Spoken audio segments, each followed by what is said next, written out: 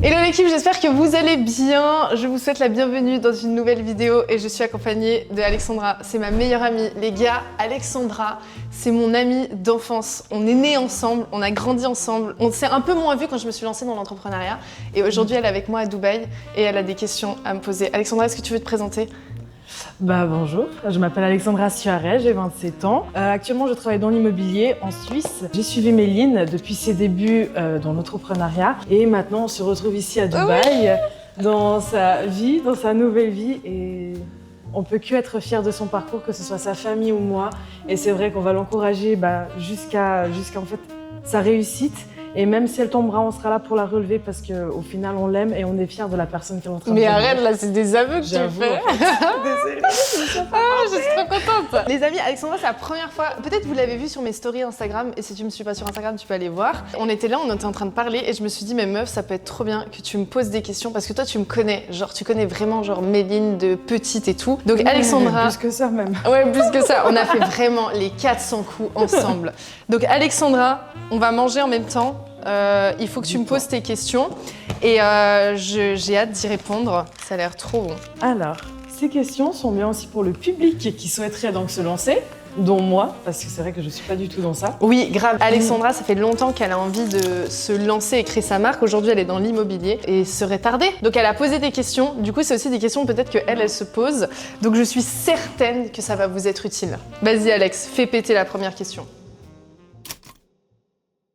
Alors, à quel moment précis tu t'es dit « Ok, je change de vie.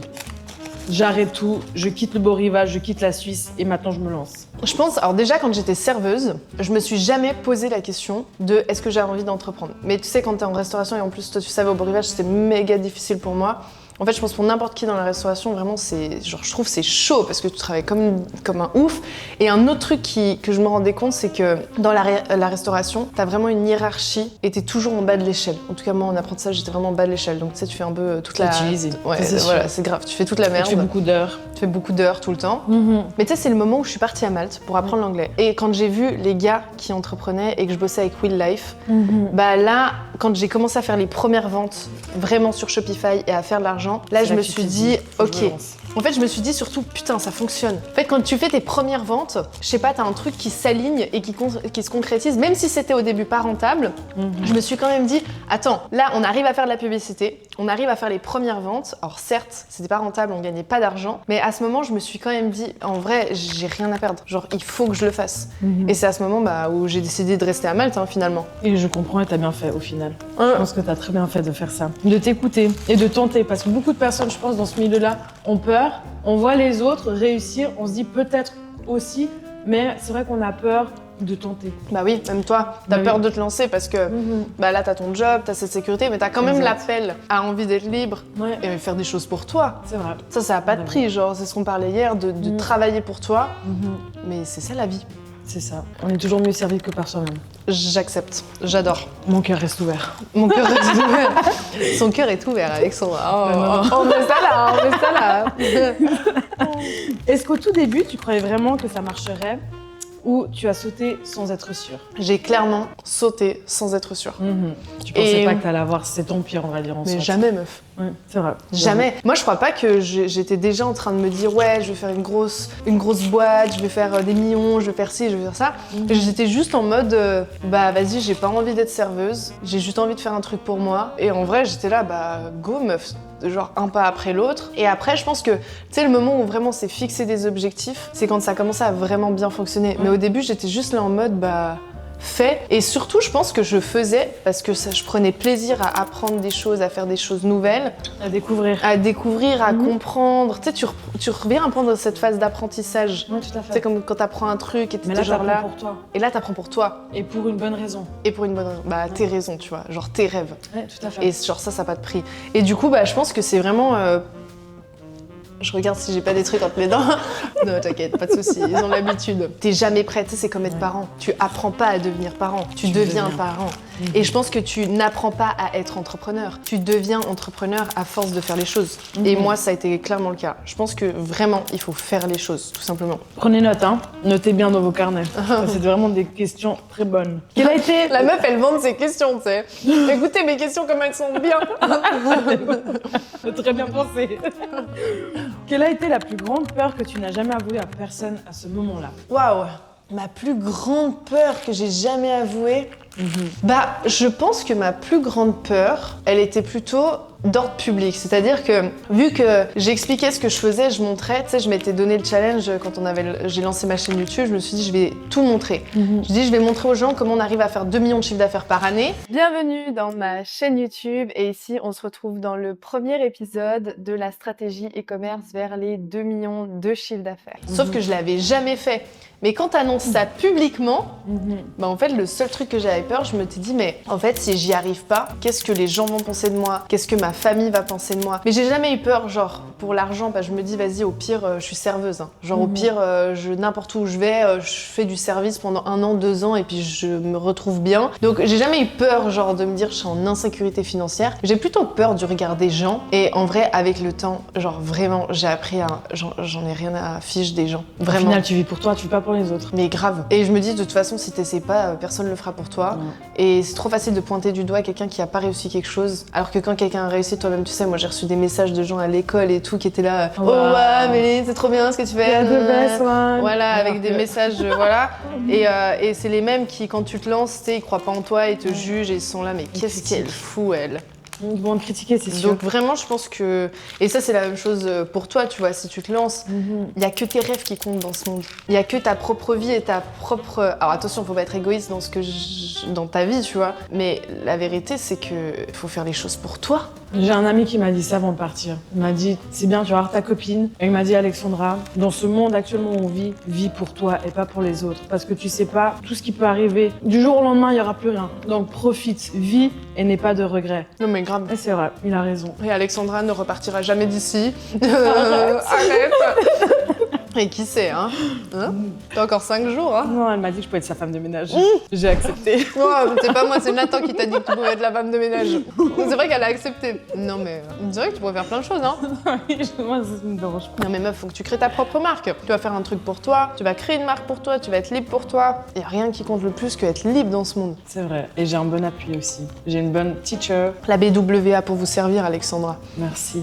Thank you so much. Si quelqu'un attend encore le bon moment, qu'est-ce que tu aimerais lui dire? En fait, bon, ça paraît classique, mais la vérité, c'est qu'il n'y a pas de bons moments. Ça, c'est trop important parce que sinon, t'attends des choses, que ce soit sur toi, sur les autres, sur ta santé, sur ton bien-être. Demain, ce sera mieux. Lundi, ce sera mieux. Début de semaine, ce sera mieux. Début du mois, ce sera mieux. Début de l'année, ce sera mieux. Mais la réalité, c'est que je pense qu'on crée le bon moment. C'est-à-dire qu'il faut créer ce bon moment, se conditionner à créer ce bon moment, c'est-à-dire à avoir un bon lifestyle, à se libérer du temps pour pouvoir faire de ce moment le moment opportun pour toi. Mais en effet, je sais qu'il y a plein de gens qui ont du travail, des enfants et qui veulent lancer un projet. Et je sais, c'est méga chaud parce que déjà, t'as ta motivation, t'as ton entourage, t'as ton emploi du temps. Et en fait, je pense qu'il faut créer de l'espace pour se donner le bon moment. Et après, je dis ça, mais c'est se libérer. Genre, si t'arrives à te libérer 1 heure tous les 2 jours et juste être régulier, c'est bon, c'est le bon moment. Ta formation, il y a combien d'heures? Il y a quand même pas mal d'heures. Mais par contre, ma formation, elle est conçue de manière pratique. C'est-à-dire, genre, j'ai une vidéo théorie qui t'explique pendant 5 minutes le pourquoi du comment. Et pratique direct. Ce qui fait que tu avances vite et la moyenne des élèves, en 1 mois, ils trouvent le produit, on crée le site, on crée les pubs et on lance. Et ils font leur première vente. C'est déjà énorme. 1 heure par jour. Et franchement, je me dis 1 heure par jour, ça après va. Le travail, c'est je limite ma play au lieu de jouer 4 heures après le travail. Vends ta Play 5. Non. Non, surtout pas. Je garde la Play. Non, mais ce que je veux dire, même si tu fais tous les 2 jours, après la BWA, moi, ce qui est important, c'est que déjà, c'est pas une formation, c'est que c'est un accompagnement. T'as les coachs, t'as des workshops, t'as des lives, t'as des événements, t'as l'entrepôt en Chine, et en fait, tout l'écosystème fait que ça vient soutenir ton développement, et t'es pas seul. Parce que ça, en effet, quand tu fais une formation et que t'es seul, que tu te fais pas accompagner, que t'as des questions, ou que t'as peur, t'as toujours peur. Et là, c'est d'avoir un suivi, tu te sens un peu relâché du sens de ce stress parce que tu sais que tu peux compter sur des gens. Tout à fait. Il y a moi, il y a mes coachs, et on est là tous les jours. Genre, on est vraiment là tous les jours. En plus, on est en live avec moi, et je pense le fait d'avoir ce côté physique, présentiel, l'événementiel, il est primordial. Et la BW a pas de deadline. C'est-à-dire que j'ai pas mis de temps, genre vas-y, pendant 3 mois tu dois faire ça, ou t'as des objectifs 3 mois. Non, tranquille. Entreprendre, c'est un marathon, c'est pas un sprint. Genre, t'as toute la vie pour entreprendre. Et du coup, c'était important pour moi de le concevoir comme ça. Très bien. La solitude à l'étranger, est-ce qu'elle t'a détruite ou construite? Construite, dur comme fer. Ça, c'est bien. Non mais, en même temps, j'ai la bouche pleine. Ça fait penser un peu aux chips au bacon. Tu sais, celle qu'on a, les granolas en Suisse. Hein, tous les Suisses, vous voyez ce que c'est, ces chips? C'est pas du bacon. C'est du granola. C'est comment ça s'appelle, les granolas? Oui, c'est où c'est ou chili Ouais. ou... Je sais plus, mais c'est aussi les meilleures, elles sont trop bonnes. Ouais, alors pour répondre à ta question sur l'étranger, fait de partir à l'étranger. Alors déjà, moi j'adore voyager, que ce soit Malte, Bali, Dubaï, n'importe quel pays où je vais, genre vraiment, j'ai un profondément plaisir à voyager, à apprendre la culture. Et surtout, bah, meuf, ça te forge.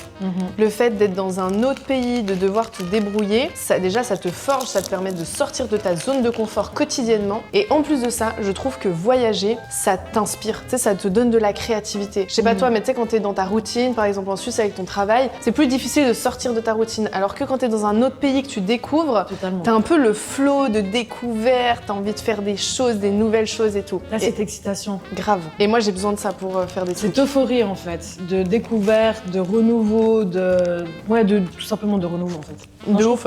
Est-ce que tu t'es déjà senti coupable de réussir pendant que d'autres n'y arrivaient pas ou à moitié? Ou même par rapport à ton entourage, à tes copines, à ta famille, est-ce que des fois tu te sentais justement un peu coupable? Au début, oui, genre grave. Par rapport même à ton frère qui est salarié, qui travaille, qui s'acharne même par rapport à ses projets. Et est-ce que tu te sens aussi par rapport coupable, à mes parents, par rapport à ma sœur, mes proches, même toi et tout, même les élèves de la BWA. En fait, au début, j'avais méga de la culpabilité, j'osais pas en parler. Et petit à petit, je me suis rendu compte que même si je donne tout, parce que j'avais un peu ce syndrome du sauveur, j'avais envie d'aider tout le monde, j'avais envie de financer tout le monde, j'avais envie de tout faire pour tout le monde. Et en fait, je me suis vraiment rendu compte que il y a des gens qui ne veulent profondément pas forcément réussir. Et petit à petit, quand j'ai compris ça, j'ai réussi à me détacher et à me dire, bah, en fait, on est chacun maître de son destin. Moi, je peux offrir sur le chemin un maximum de clés, de portes et d'outils, que ce soit à toi, que ce soit à mon frère, à ma sœur, peu importe, parce que ma sœur, je l'ai pris en stage, mon frère, j'essaie de l'aider sur ses projets, tous les élèves de la BWA. Et moi, je suis vraiment en mode, je leur montre le chemin, je leur donne les bonnes portes quand il y a des impasses, et je leur donne les bonnes clés quand les portes sont fermées. Et après, il y a un facteur que je peux pas faire, c'est avancer, marcher pas par pas. Et cette action-là, elle vient par rapport à la personne. Et ça, du coup, j'ai arrêté de culpabiliser. Mais par contre, quand je donne toutes les clés, toutes les portes, tout le chemin, et que je vois que quelqu'un n'y arrive pas, bah là, moi, je me remets en question. Notamment des élèves qui peuvent faire des boutiques ou des fois ne pas avoir de résultats. S'il n'y a pas de résultats, je me remets en question. Mais je sens pas de la culpabilité, je suis plutôt en mode, ok, ça fonctionne pas, comment on va faire pour que ça fonctionne? Et d'ailleurs, c'est ce qui fait que la plupart des élèves ont des résultats de fou, ont des marques de fou. C'est parce qu'on arrive ensemble à trouver les bonnes portes, les bonnes clés aussi. C'est aussi un travail d'équipe dans le coaching, tu vois. Des fois, comme on dit, tomber pour mieux se relever aussi. Mais toi, t'es une poète, Alexandra. Je sais, on dit ça. Alexandra, il faudra noter toutes ces citations. Ce serait bien qu'à la vidéo, ils mettent les petits guillemets by Alexandra. Non, mais vraiment. Hein. Qu'est-ce que les gens ne voient pas du tout quand ils te regardent, quand ils regardent ta vie sur Instagram ou à l'extérieur? Une personne simple, authentique et loyale. C'est ça. C'est comme ça que tu me décrirais. Totalement. Incroyable. J'allais dire, je suis genre comme tout le monde, quoi. Non, pas du tout. Bah si, genre, je suis simple. Genre, je suis en mode simple, normal, quoi. T'as des gens qui sont simples, mais qui ne sont pas simples. Je ne sais pas comment t'expliquer. Mais je vois ce que tu veux dire, je crois. Mais du sens, toi, t'es une personne, en fait, tu n'es pas dans le jugement, et au contraire, tu n'es pas du tout dans le jugement. Et c'est au contraire, tu vas être la personne qui va tout le temps booster les gens de l'avant et qui va tout faire pour qu'ils réussissent enfin, tu vas toujours être à leur côté. Et ça, c'est très rare, des gens qui sont simples, dites simples. Et t'es authentique parce que du sens ou loyal, parce que tu seras toujours là à considérer les gens pour la personne qu'ils sont et non pour comment tu veux qu'ils soient. Enfin, comment tu voudrais qu'ils soient, en fait. Et ça, je pense que beaucoup de personnes, à travers les réseaux sociaux, comme on dit, c'est du paraître. Mais en fait, la personne que tu parais n'est pas des personnes, enfin, des réseaux sociaux, comment ils pourraient imaginer que tu es. Je vois ce que tu veux dire. Merci, déjà. De rien. T'es trop chou. Bah toi aussi t'es comme ça Alex. Hein. Oh non, arrête de faire tes trucs japonais. On est partis au Japon ensemble, donc Alexandra elle fait que des trucs comme ça. Kawaii. Non mais je vois ce que tu veux dire et en vrai si je devais dire ça, j'aurais dit aussi genre je suis trop simple. Enfin je suis trop simple, genre je pense que j'ai mon échelle de valeur avec le respect, pas juger les gens et tout ce genre de choses. Vraiment genre tranquille, genre je suis Mais tu quelqu'un t'es pas perdu. trop normal. Parce qu'il y a certaines personnes, dès qu'ils connaissent un peu, qui goûtent en fait un peu à ce luxe ou à cette vie, soit ils renient les personnes qui sont pas comme eux, ou soit en fait ils prennent, je veux dire ça, la grosse tête. Je pense que l'argent, quand tu commences à avoir beaucoup d'argent, ça accentue des traits de caractère qui étaient déjà là.